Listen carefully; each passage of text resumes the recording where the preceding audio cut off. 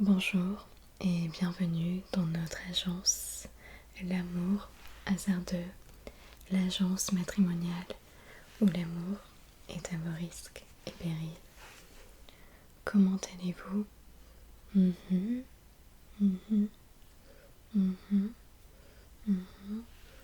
D'accord. Si vous êtes ici aujourd'hui, c'est parce que vous avez connu des déceptions au niveau sentimental ou que vous avez eu votre cœur brisé en mille morceaux, complètement broyé avec seulement du scotch pour le recoller. Si c'est le cas, j'en suis vraiment navrée. Donc, voyons voir. Je vois que c'est la première fois que vous nous rendez visite, n'est-ce pas? D'accord. Dites-moi, pourquoi êtes-vous venu ici aujourd'hui? Quel a été le déclic qui vous a poussé à pousser nos portes? D'accord, je vois.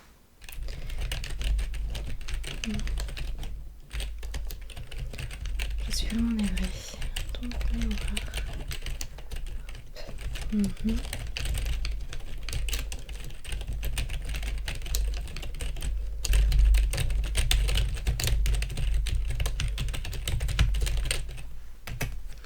Comme vous le savez, nous sommes la crème de la crème en matière d'agence matrimoniale et nous ne travaillons qu'avec des clients qui nous sont recommandés par d'anciens clients. Quelle est la personne qui vous a recommandé? Voyons voir donc. Oh, je vois tout à fait qui c'est. Le mariage était vraiment ravissant.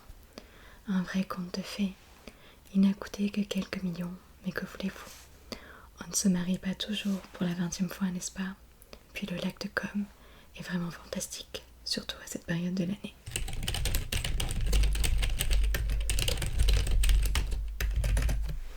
Avant de poursuivre notre entretien, je dois vous faire signer ce contrat de confidentialité que j'ai déjà préparé à votre nom.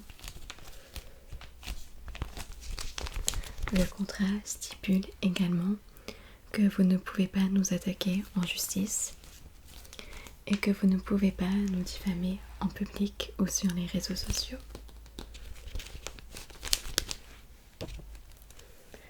Je vous invite donc, si vous voulez poursuivre cet entretien, à mettre vos initiales en bas sur chaque page et à signer sur la toute dernière si vous le voulez bien. Tenez.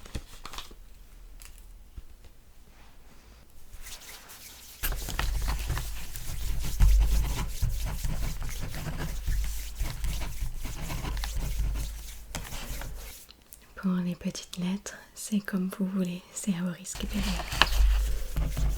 Je vous conseille quand même de les lire.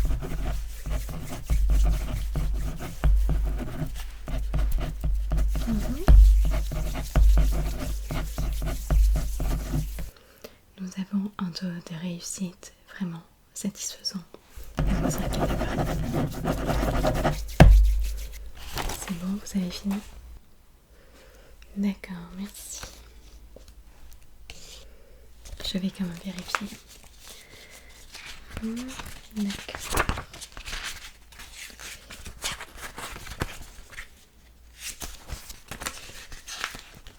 Et il y a bien la signature sur la dernière page.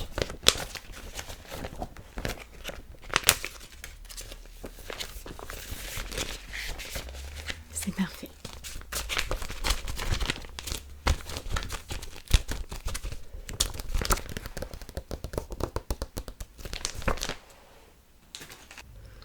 Parfait. Maintenant que le contrat est signé, nous allons poursuivre cet entretien avec quelques questions, d'accord?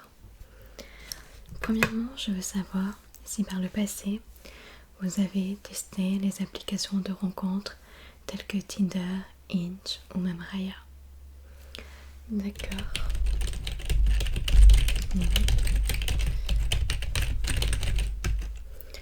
Est-ce que lorsque vous aviez des matchs, vous aviez également des rendez-vous? Est-ce que ces rendez-vous avaient un second rendez-vous ou est-ce que ça ne sortait jamais du virtuel?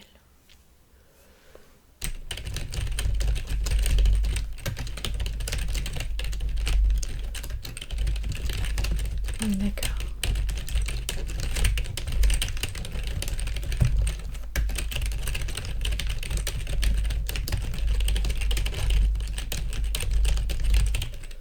Vous avez plusieurs anecdotes à ce sujet? Je suis toute oui.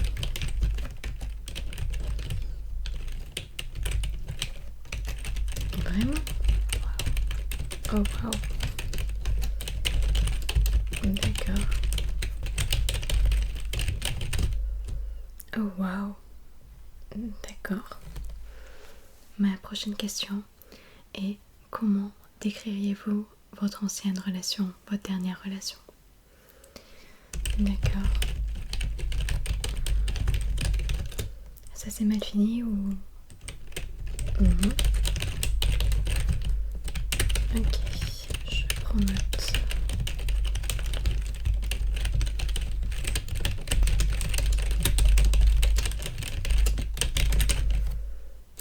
Est-ce que vous pouvez me parler de vos hobbies, ce que vous aimez faire quand vous avez du temps libre? D'accord.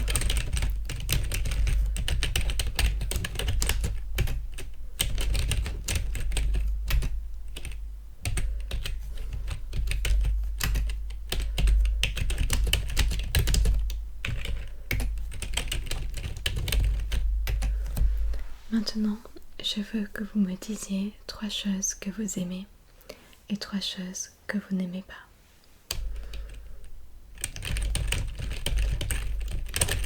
D'accord? 3 premières choses que vous aimez. Deuxième chose à présent.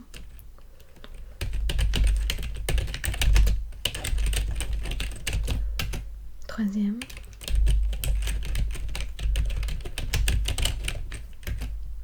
Et maintenant, les 3 choses que vous n'aimez pas.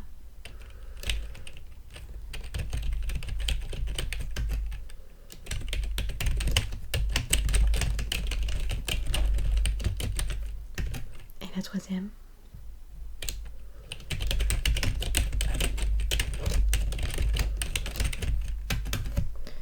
Hop, je valide. À présent, je vais vous montrer certains de nos profils. Certains de nos profils que nous avons ici à Amour Hasardeux. Et n'hésitez pas à me donner vos retours, ce que vous aimez et ce que vous n'aimez pas, d'accord?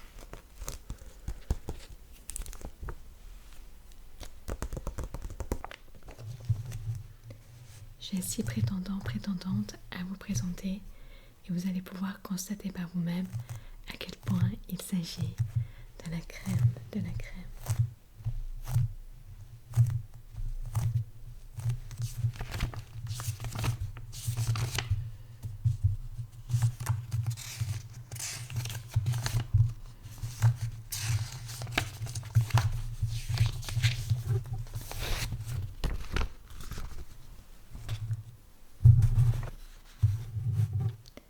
Nous allons débuter avec notre première prétendante.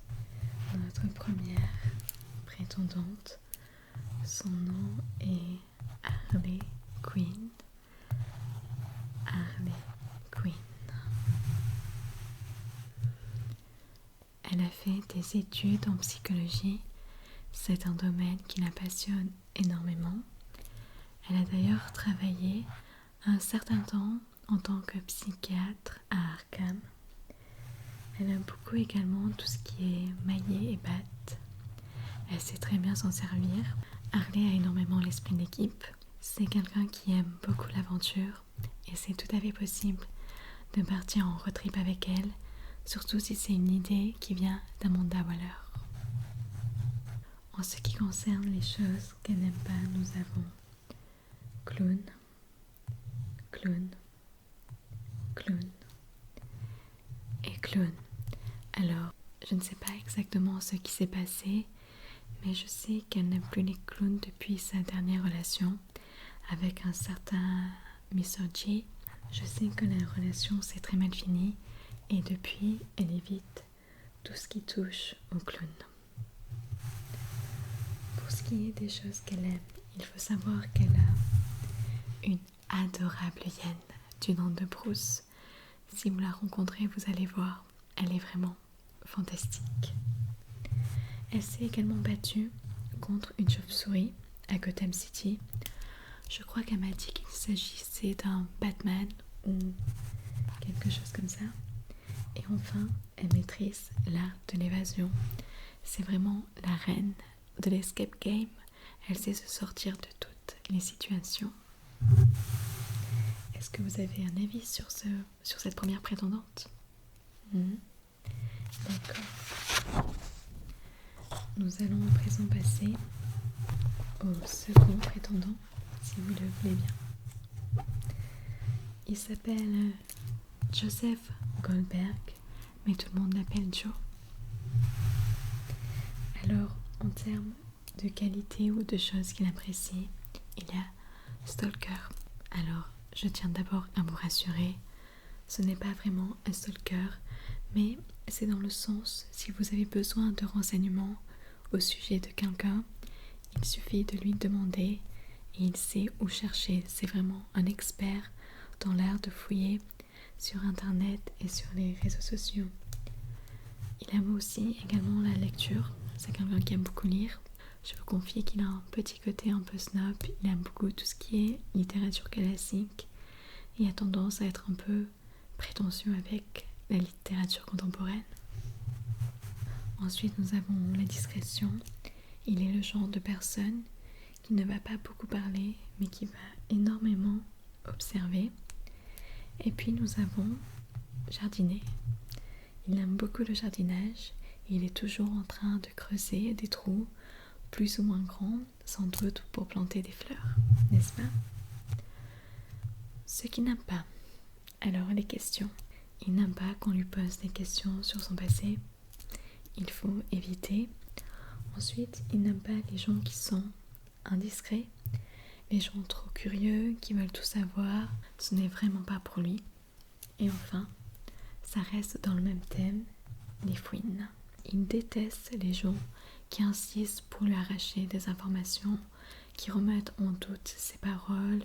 C'est vraiment catégorique pour lui. Il ne veut pas avoir affaire à ces personnes. Si l'on passe à ses goûts, sa chanson préférée c'est Every Breath You Take de The Police. Vous avez la chanson qui dit I'll be watching you, oh can't you see you belong to me. Ensuite, c'est quelqu'un qui aime énormément observer sa moitié. Il peut passer des heures à regarder la personne qui partage sa vie, à regarder ses moindres mouvements, ses gestes, ses mimiques. Et enfin, il connaît toutes les informations sur ses dates, c'est-à-dire qu'il fait énormément de recherches. Si vous le voyez, vous aurez l'impression qu'il connaît tout de vous. Avec lui, il n'y a aucune coïncidence. Est-ce que vous avez un avis sur ce très cher Joe Goldberg? D'accord, je vois. Nous allons à présent passer à notre prochaine prétendante. Il s'agit de Darlene Snell. Darlene Snell. Alors, Darlene est une personne qui a une passion pour les armes à feu. Elle est très habile. Je ne pense pas que vous pourrez faire le poids. Ensuite, elle aime énormément son fils, Ziggy. C'est un bébé, donc forcément il fait partie intégrante de sa vie, même si je vous avoue que les circonstances autour de son adoption sont plutôt floues. Encore une fois, les armes, il faut prévenir quand on va la voir, éviter les surprises, ça peut très vite dégénérer et mal finir pour vous, d'accord? Et enfin, Ozark, elle aime énormément ce territoire, c'est chez elle, elle sait comment cela fonctionne et elle n'aime pas qu'on vienne la déranger, d'accord? Pour les choses qu'elle n'aime pas, nous avons les autres, les non-locaux et les birds. Elle n'aime pas beaucoup les gens qui ne sont pas originaires, des Ozarks, ce n'est pas la meilleure voisine qui soit entre nous. Vous pouvez demander aux Birds, ses voisins avec qui il y a eu beaucoup de tensions. Je crois qu'ils sont toujours en froid. Donc voilà, vous n'aurez pas que des amis avec elle. Ensuite, elle tire et pose ensuite les questions. Entre nous, elle a la gâchette facile. Il faut faire très attention quand on est à ses côtés. Et il vaut mieux être de son côté et non pas contre elle. Elle a un faible pour la violence. Alors, par là, j'entends qu'elle est très directe. Elle ne passe pas par 4 chemins.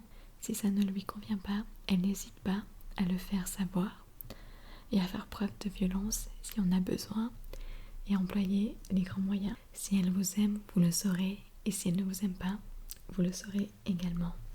Et enfin, elle gère son business à sa façon. Son business est florissant et elle le gère à sa façon. Ne lui dites pas comment il faut le gérer. Son mari aurait pu le confirmer s'il était encore parmi nous. Est-ce que vous avez un avis sur notre chère Darlene Wisner? D'accord. Nous allons donc passer au prétendant suivant.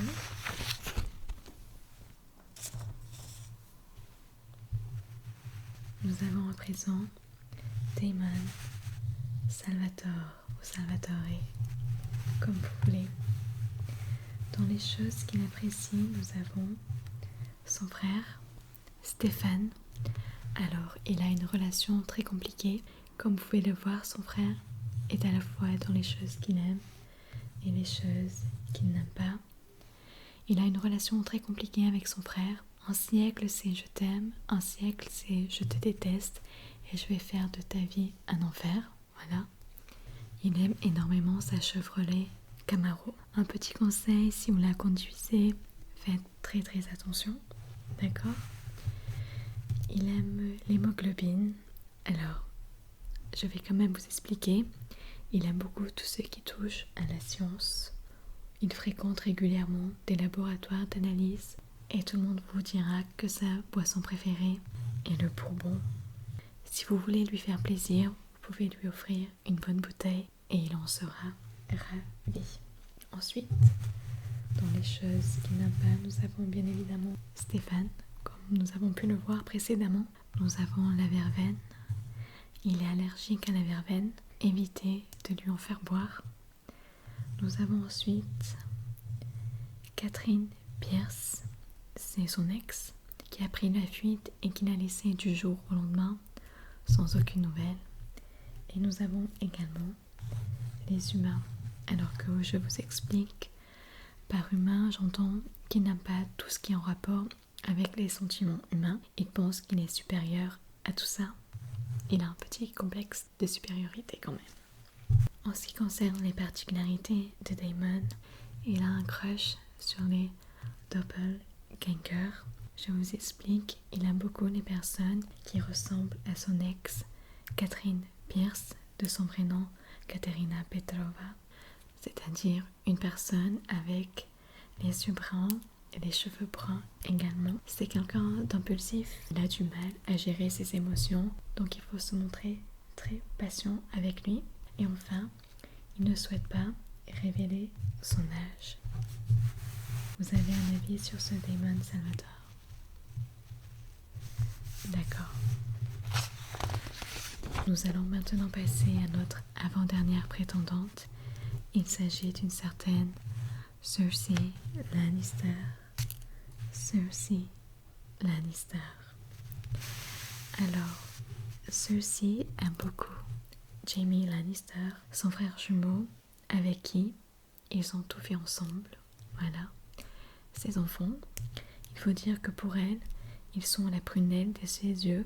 Ce sont des anges, même si je vous avoue que le comportement de son aîné interpelle énormément. Elle aime beaucoup le vin rouge, c'est une très grande amatrice de vin rouge. Une caisse de vin Château Smith au Lafite est un excellent cadeau pour elle, si vous voulez conquérir son cœur. C'est une personne qui aime beaucoup le pouvoir. Elle a énormément d'ambition et ce n'est pas aujourd'hui ni demain qu'elle renoncera à sa couronne, et ce, même par amour. En ce qui concerne les choses qu'elle n'aime pas. Vous pouvez le voir, nous avons Tyrion Lannister. C'est son plus jeune frère. Elle ne l'aime pas, elle ne l'a jamais aimé et elle ne l'aimera jamais. Tout le contraire de la chanson de Francis Cabrel. Parmi les personnes qu'elle ne porte pas dans son cœur, nous avons son feu mari, Robert Baratheon. Il faut dire qu'elle n'était pas vraiment attristée lors de sa mort. Et puis, leur histoire d'amour n'en était pas vraiment une. Elle a toujours aimé une autre personne et lui en a toujours aimé une autre. Une sorte de Charles et Lady Diana. Nous avons ensuite Septa Unella. Alors je ne connais pas tous les tenants et les aboutissants de cette histoire, mais je sais qu'elles sont parties un jour faire une balade et Cersei a dit plus jamais. Et depuis, Septa est aux abonnés absents. Personne n'a vraiment de nouvelles d'elle. Ah, une petite chose. Cersei n'aime vraiment pas les cloches. Alors si vous habitez à côté d'une église ou d'un autre endroit où il y a un clocher, il va peut-être falloir songer à déménager. Et enfin nous avons High Sparrow. De ce que je sais, lui et Cersei n'ont pas le même point de vue et Cersei lui a bien fait comprendre. En ce qui concerne les choses qu'elle apprécie, ou du moins qui la caractérisent, nous avons qu'elle a un faible pour les explosifs. Il y a quelque temps de cela, elle a fait un feu d'artifice avec du feu grégeois en plein jour.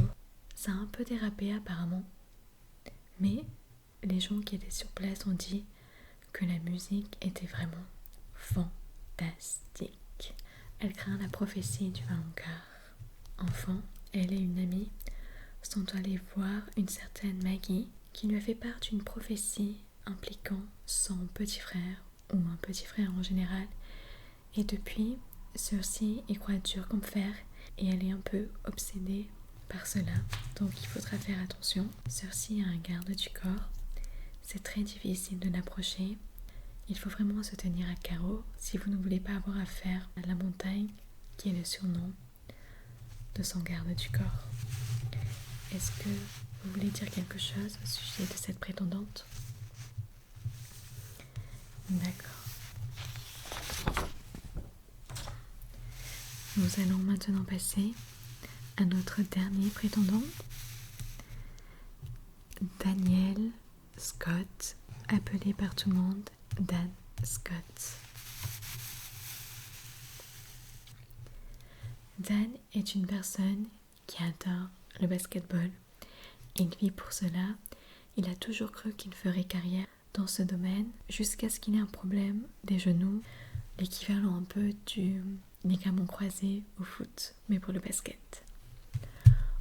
Il adore la compétition, que ce soit sur le plan personnel ou professionnel. Même s'il joue un simple match contre son fils, il doit absolument gagner. Et enfin, nous avons intimidé. Alors Dan n'hésite pas à intimider, menacer pour obtenir ce qu'il veut. Il sait ce qu'il veut et il n'hésite pas à employer tous les moyens nécessaires pour l'obtenir. Dans les choses qu'il n'apprécie pas, nous avons Keith Scott, son frère, avec qui il a une relation très compliquée et qui pour le coup c'est très mal fini. Ça s'est terminé en remake d'Abel et Caïn. La défaite qui rejoint la compétition. Dan est une personne qui déteste perdre, que ce soit à nouveau sur le plan professionnel ou personnel. Nous avons la culpabilité. C'est une personne qui cherche la rédemption. Il est rongé par la culpabilité de ce qui s'est passé avec son frère. Et pour tout vous dire, il y a quelque temps, il y a eu un petit karma, si on peut dire ça comme ça, vu que le cœur qui lui était destiné a été mangé par un chien. Et ce n'est pas une blague. Et enfin, nous avons Deborah Scott, qui est son ex-femme.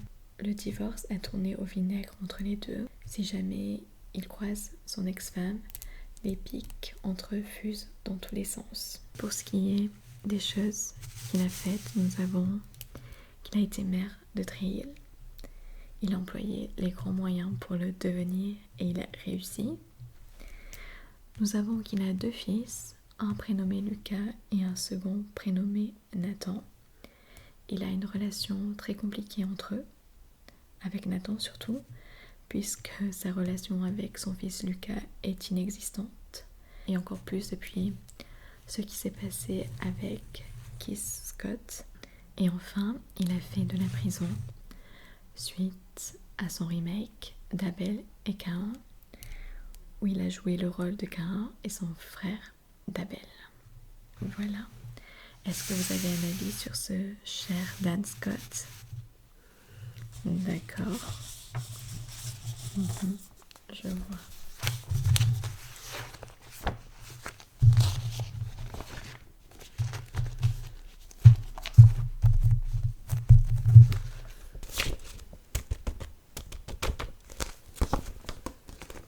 Avez-vous eu des coups de cœur pour nos fabuleux prétendants-prétendantes? Vraiment? C'est étrange. Pourtant, ce sont la crème de la crème. Vous ne trouverez pas de meilleurs prétendants qu'ici, et que ceux-ci même. C'est quand même étrange que vous n'appréciez aucun. Mais vraiment, il n'y en a aucun qui vous plaît? Non? Bon, tant pis. Nous allons malgré tout poursuivre cet entretien. Dites-moi, que recherchez-vous chez votre partenaire? D'accord.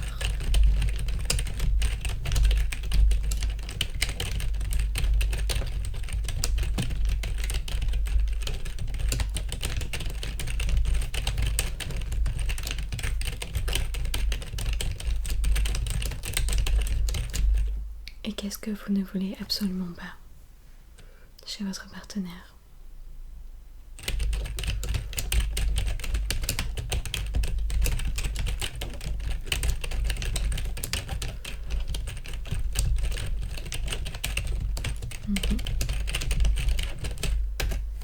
Est-ce qu'il y a une histoire d'amour réelle ou fictive qui vous fait rêver?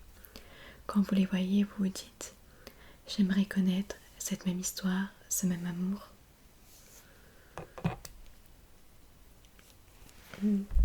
D'accord. Bien évidemment, vous pouvez m'en dire plusieurs.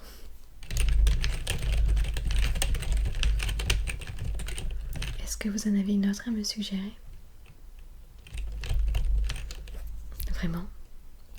J'ai un prétendant, une prétendante qui m'a dit la même chose il y a quelques jours. Attendez, laissez-moi rentrer son nom. Non, rien, voyons voir.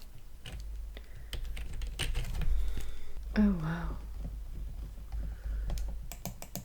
Vraiment, je pense que j'ai peut-être trouvé le match parfait pour vous.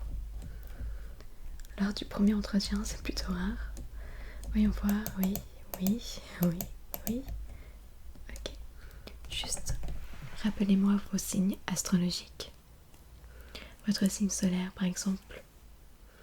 Le mien, c'est Capricorne, c'est le signe qu'on connaît tous. D'accord, ok. Est-ce que vous connaissez votre signe lunaire? Par exemple, moi je suis Sagittaire en signe lunaire et Capricorne en signe solaire. Non, vous ne le connaissez pas? Pas de souci. On va regarder. Voyons voir. Hop. Astral. J'aurai besoin de votre date de naissance.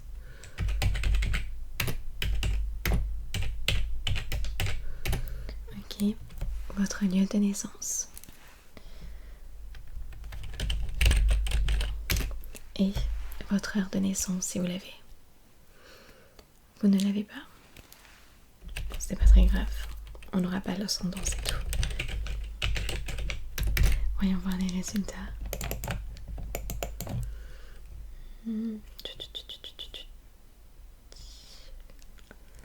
Oh mince. Votre thème astral est absolument tout ce que notre client ne veut pas. Ne vous inquiétez pas, on oublie, on va quand même trouver chaussures à votre pied. Est-ce que vous avez des questions à me poser? D'accord.